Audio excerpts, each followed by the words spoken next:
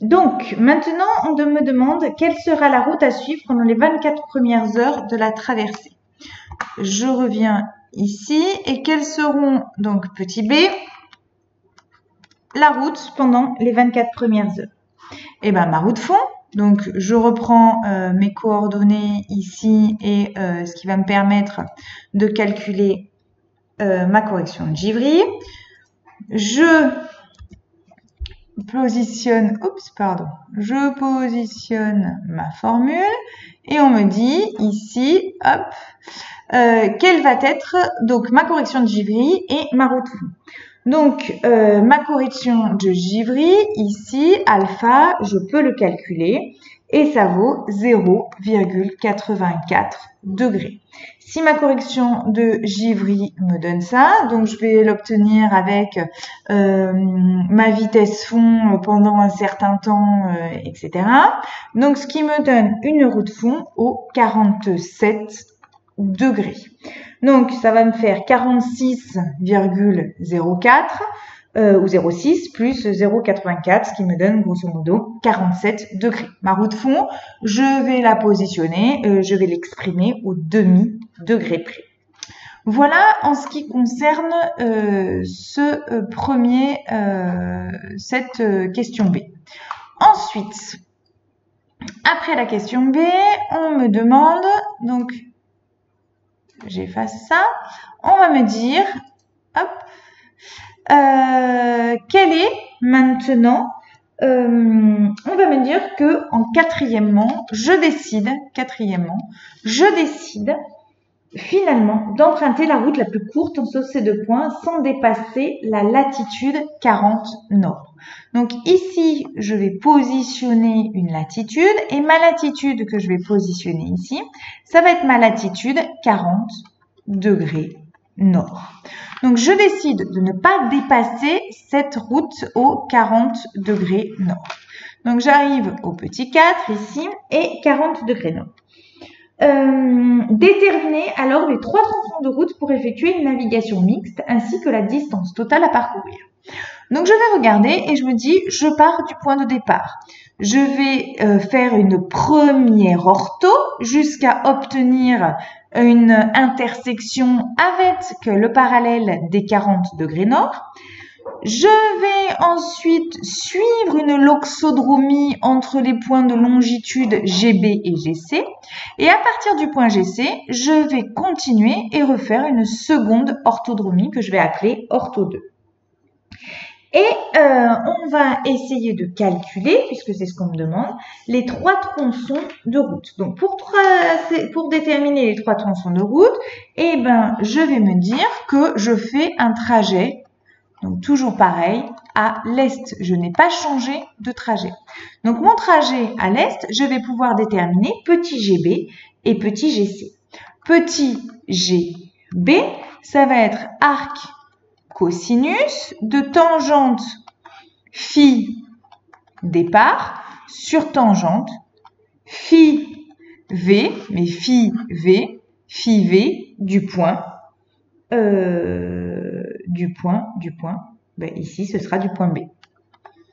Ok. Et petit GC, ce sera arc cosinus de tangente phi d, tangente phi arrivée sur tangente phi v, mais ici pour le coup du point C.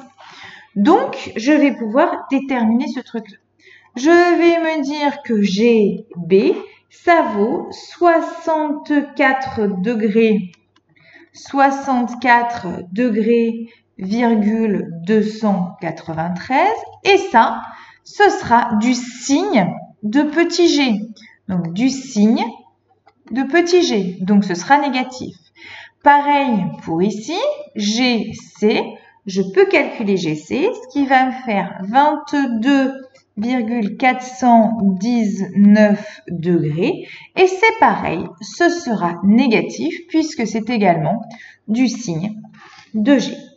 Donc, je vais obtenir effectivement petit GB et petit GC. Et puis ensuite, eh ben, je vais pouvoir calculer ce truc-là. Je vais calculer ce truc-là en me disant que G départ plus petit g B est égal à grand GB et pouvoir déterminer ce que vaut grand GB. Donc, grand GB, je trouve 173 degrés, 12,4 minutes. Et ça, je trouverai ouest. Petit, donc c'est pareil. GC est égal à petit gc plus GA. Et donc, je vais ensuite avoir GC qui va être négatif.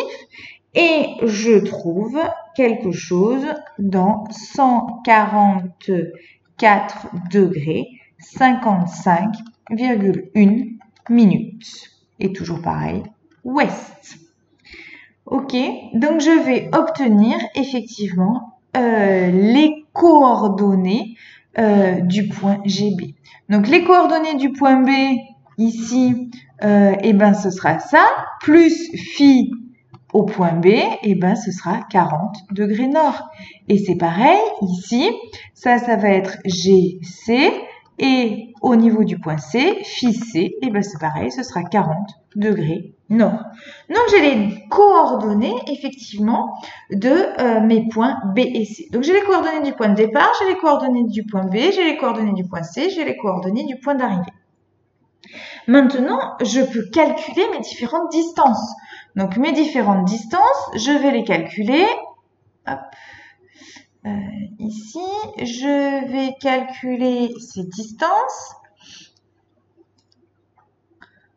Là, j'efface. Je vais calculer ces différentes distances en me disant que vaut mon parcours total. Donc, les trois tronçons, eh ben, je les ai ici. Le premier tronçon, donc ça veut dire quelles sont les coordonnées des différents points. Maintenant, donc, je suis toujours à la question, je suis toujours à la question 4. Mince, pardon, hop. Je suis toujours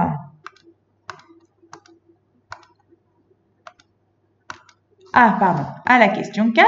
On y vient. Et maintenant, je suis au petit b. Et on me demande la distance totale. Donc, je vais calculer M0, donc M de l'ortho 1, M de la loxodromie et M de l'ortho numéro 2. La première distance orthodromique, eh ben, j'utilise la formule de l'ortho, là, arc cosinus de sinus phi D, sinus phi B, plus cosinus phi D, cosinus phi B, cosinus G. Et j'obtiens,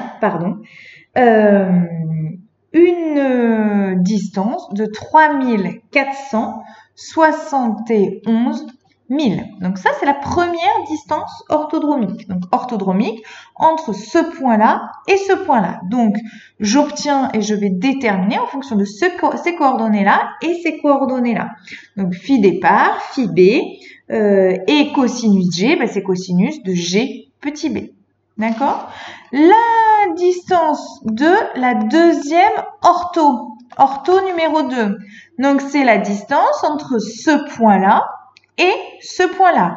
Et le petit g que je vais utiliser dans ma formule, eh ben, c'est petit gc.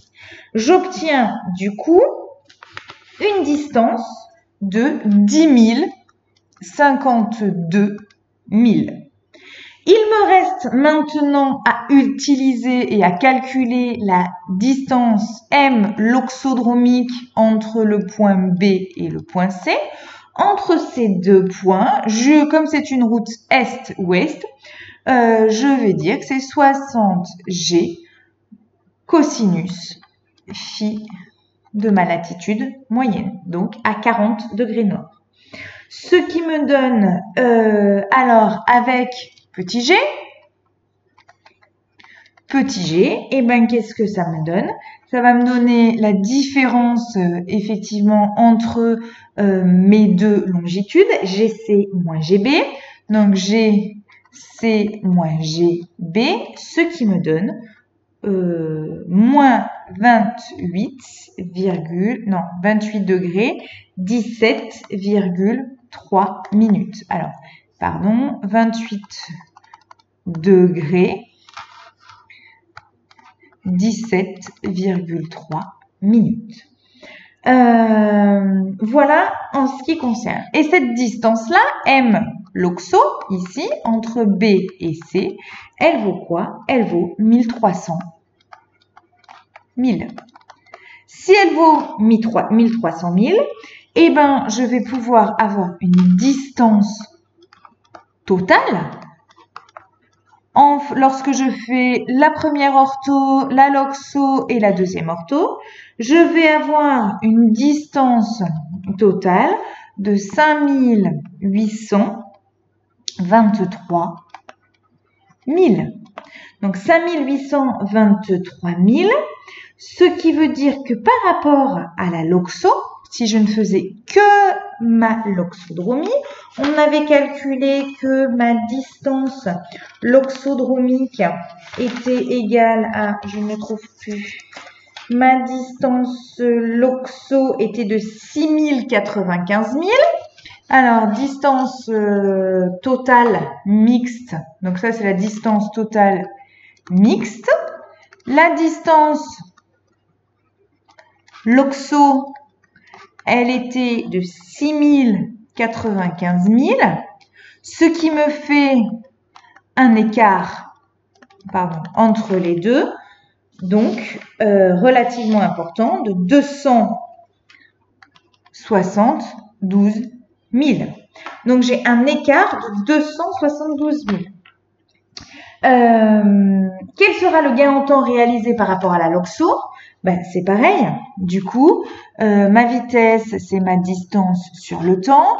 Donc, le temps, c'est ma distance sur ma vitesse. Ma distance, 272 sur ma vitesse de 16 nœuds, ce qui me fait que je gagne 17 heures.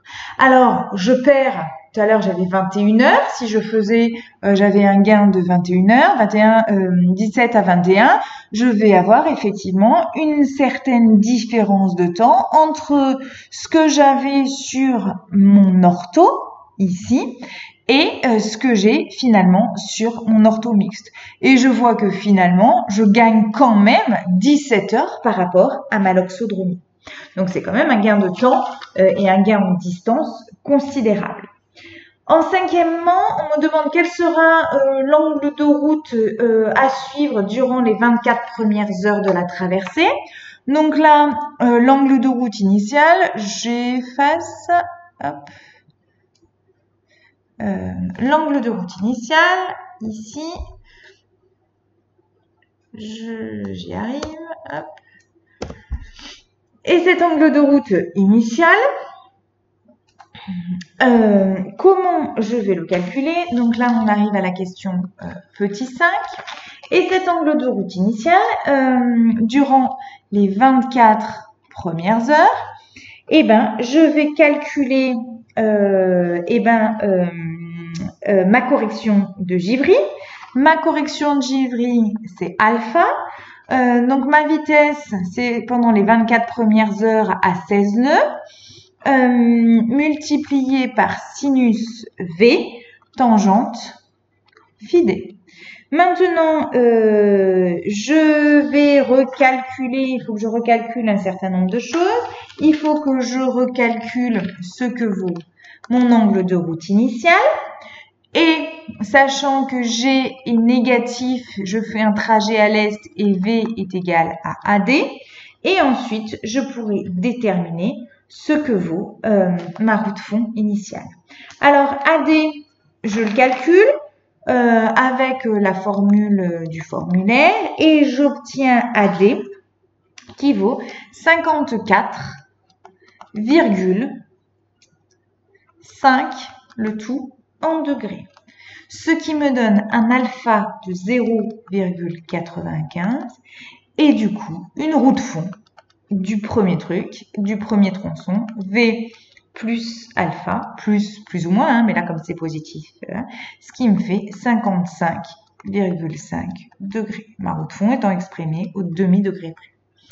Voilà en ce qui concerne cet exercice.